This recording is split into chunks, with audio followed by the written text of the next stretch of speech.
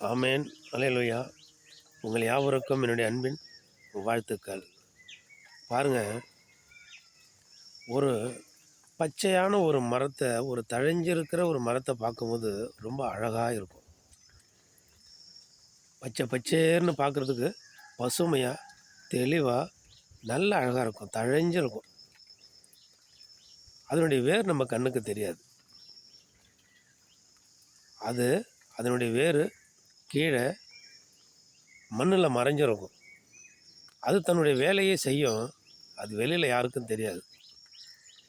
அது நீரூற்ற அண்டையிலே தன்னுடைய வேர்களை விட்டு தண்ணீரை இழுத்து தன் கிளைகளுக்கும் இலைகளுக்கும் மரங்களுக்கும் அனுப்பி தன்னை செழுமைப்படுத்தி கொண்டு பார்க்குற கண்களுக்கு பச்சை பச்சைன்னு என்ன பண்ணும், பளிச்சுன்னு தோன்றும், அழகாய் தோன்றும். அது அற்புதமாக இருக்கும்.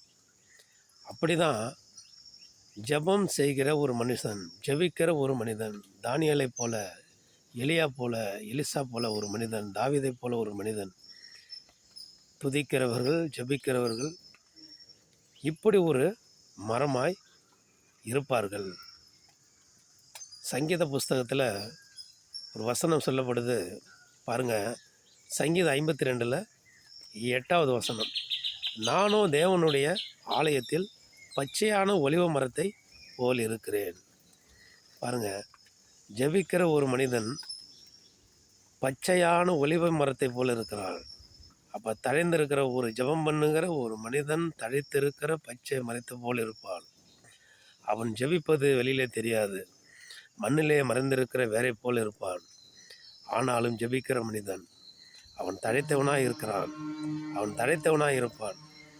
அந்த பசுமை அந்த இடத்துல அநேகரை கொண்டு வந்து சேர்க்கும். அந்த நிழலுக்குள்ளே அநேகரை கொண்டு வந்து சேர்க்கும். அந்த ஆலயத்திற்குள்ளே அநேகரை கொண்டு வந்து சேர்க்கும். பரலோக ஆண்டவரிடத்திலும் அநேகரை கொண்டு வந்து சேர்க்கும். நம்ம ஜெபிப்பவர்களாக இருப்போம். தழைத்தை மறைத்த போல் இருப்போம். மறைந்திருக்கிற வேரை போல் இருப்போம். கர்த்தருக்கு பிரியமுள்ளவர்களாக இருப்போம்.